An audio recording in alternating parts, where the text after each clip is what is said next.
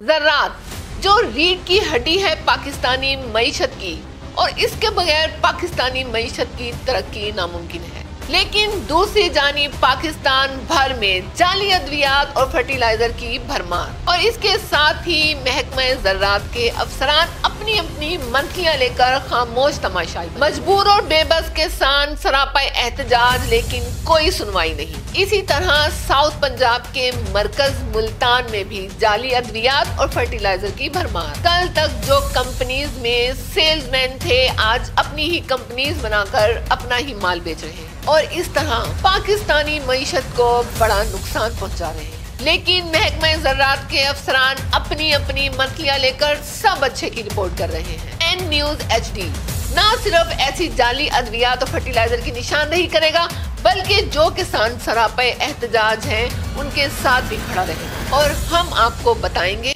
और दिखाएंगे ऐसे ऐसे होशरबा इंकशाफात और नाम जो 2 नंबर तरीके से सादा लोग किसानों को जाली अद्वियात बेच रहे हैं, उनकी फसलाती पैदावार को एक बड़ा नुकसान पहुंचा रहे हैं। बहुत जल्द एन न्यूज़ HD की स्क्रीन पर तमाम सबूतों के साथ दिखाएंगे। एन न्यूज़ HD ज़रात, ओनली विद सरनाज गुल।